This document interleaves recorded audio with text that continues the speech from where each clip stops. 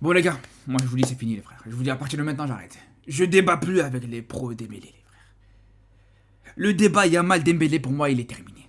Je vous le dis les gars, je sais même pas pourquoi on se casse la tête à encore parler, sortir des arguments, sortir des stats, sortir des... Zidane il a parlé les frères.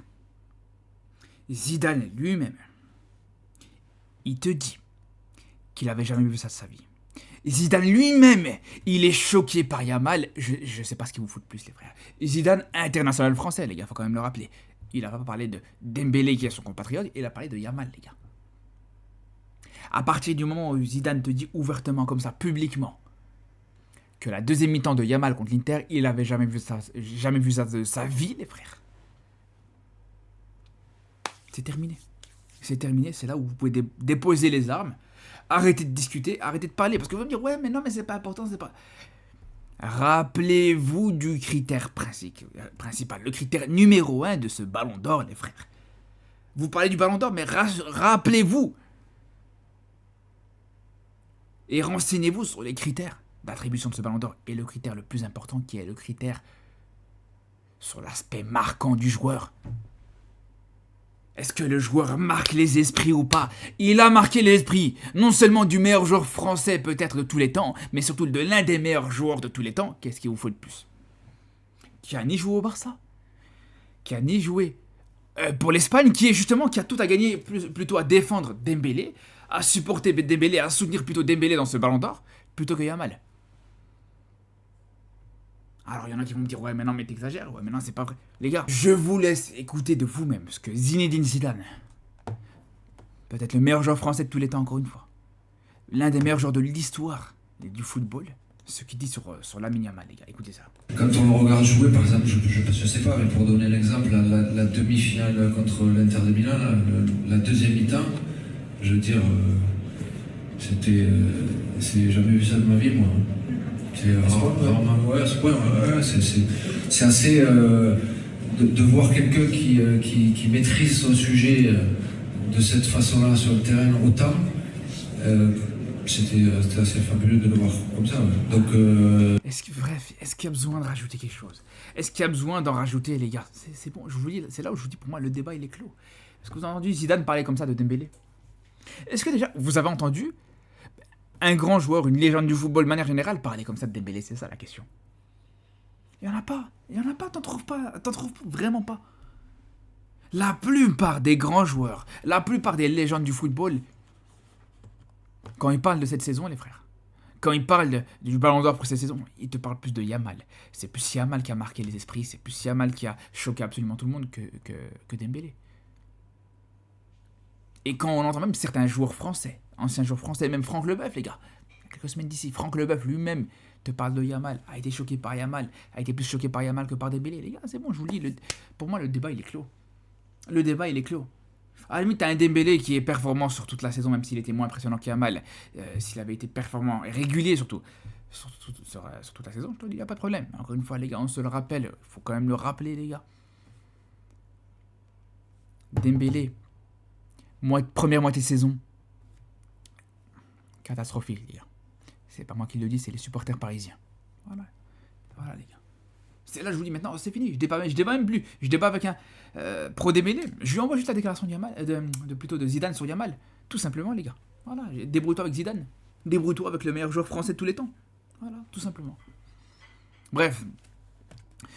Pour revenir sur la situation aussi actuelle du Barça, il y a d'autres choses qui ont avancé, qui ont bougé un petit peu. Des choses. Et en fait, j'ai envie de vous dire, les gars, c'est tellement représentatif quand on fait ce genre de vidéo, parce que d'un côté, t'as un Yamal qui est monstrueux, voilà, qui te donne envie de sourire, d'être heureux, de bonne humeur, et de l'autre côté, voilà, tout ce qui se passe en périphérie de Yamal, et en périphérie de l'aspect sportif du club, c'est là où c'est problématique. Et pour commencer, les gars, on est obligé de citer la situation de Ter Stegen. 24 heures, il a tenu, les gars. 24 heures il a fallu pour qu'il arrive à manipuler cette direction du Barça.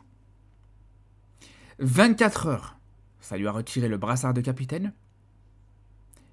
Et juste derrière, il a fallu qu'il fasse un message d'excuse, un communiqué. Je suis fier d'être supporter, d'être un joueur du Barça. Je fais confiance aux supporters, je respecte les supporters.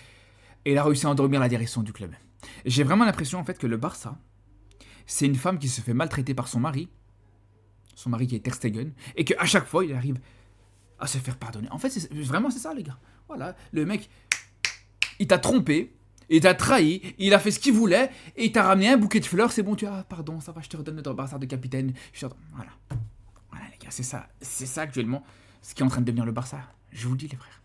Comment on peut tomber aussi bas? Pour une fois, justement, que cette direction, cette foutue direction, les gars, elle a montré un peu de caractère. Elle a fait ce qu'elle devait faire depuis plusieurs semaines, voire même plusieurs mois, voire même plusieurs années, si on grossit un petit peu le trait, mais bref. En retirant ce brassard à Ter Stegen, tu fais le taf, tu fais ce qu'il fallait faire. Pour juste derrière, même pas 24 heures plus tard, tu leur donnes le brassard. Pourquoi? Voilà les gars, voilà la situation aujourd'hui du Barça, comme je vous dis les frères, la situation cataclysmique actuellement. Même en dehors de ça aussi, il faut revenir sur une chose. Et là, il y en a beaucoup qui vont pas forcément être d'accord avec moi par rapport à ça. Mais sur la situation de Lewandowski aujourd'hui qui se blesse, moi je vais vous dire une chose les gars. Je pense réellement, et je suis très sérieux, et totalement honnête quand je vous dis ça les gars, je pense que le Barça aurait dû vendre Lewandowski cette saison. Il a fait une saison correcte, plus que correcte, même si elle est peut-être un petit peu surcotée. Faut le dire les gars, la saison de Lewandowski pour moi elle est un petit peu surcotée dans le sens où je pense que s'il a été aussi performant, c'est surtout grâce à un grand Yamal et un grand Rafinha, un grand Pedri, bref. Une grande équipe du Barça autour de lui. Mais sur le plan individuel, au-delà du fait qu'il a été très efficace, qu'il a marqué beaucoup de buts, il n'y a pas de problème là-dessus les frères. Mais je vous le dis, là pour moi on n'a pas forcément eu la meilleure version de Lewandowski sur une saison. Faut le dire les gars, on n'a pas eu la meilleure version de Lewandowski depuis qu'il est arrivé au Barça. On sent Lewandowski commence un petit peu à arriver à bout physiquement, qui a de plus en plus de mal à presser, à courir, à faire les appels, à faire les contrôles, qui manque de lucidité, qui a l'impression d'avoir on a l'impression qu'il a les jambes lourdes par moment. Et c'est là où je vous dis les frères, pour moi, tu le vends cette saison où voilà, t'as des statistiques qui le flattent pas mal. Une saison où t'as l'impression, tu peux encore avoir l'impression qu'il est dans un bon état de forme. Je pense que si tu l'avais vendu là maintenant, ça aurait été parfait. Par contre là, je pense, et c'est ce qui m'inquiète, c'est que j'ai l'impression qu'il fera la saison de trop en restant au Barça cette saison. Que ce soit sur l'aspect sportif, l'aspect physique, l'aspect santé, les gars, je vous dis, la saison n'a pas recommencé, qui part déjà sur 3 semaines de blessure. Alors qu'il revenait déjà de blessure, les gars, faut le dire, il revenait de blessure en fin de saison, les gars. Une blessure musculaire. Et on se rappelle, les gars, voilà, dès qu'il fait un geste, il commence à se tenir la cuisse. Donc c'est là où je vous dis, si juste derrière, sur la fin de saison, on perd Lewandowski gratuitement, parce que soit il sera arrivé à la fin de son contrat, ou parce que tout simplement, voilà, aucun club voudra l'acheter, ce qui sera légitime si t'as un Lewandowski qui fait que se blesser. C'est là où c'est compliqué, c'est là où pour moi c'est vraiment risqué. Bref, voilà la situation actuelle autour du Barça. Moi je vous dis les gars, encore une fois la seule chose qu'on attend c'est de voir les matchs.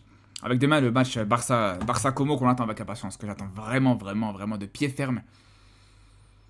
Avec une compo qui pourra, l'air de rien, être intéressante. Et c'est là où je vous dis, la vente de Lewandowski n'aurait pas forcément été du gâchis, dans le sens où tu prends un Rashford, une doublette Rashford ou Ferran Torres en pointe, ça fait le travail, en sachant que voilà, tu as même la possibilité de mettre Olmo, pourquoi pas, pour dépanner en neuf, qui a fait des choses intéressantes sur les 2-3 matchs qu'il a pu faire en neuf.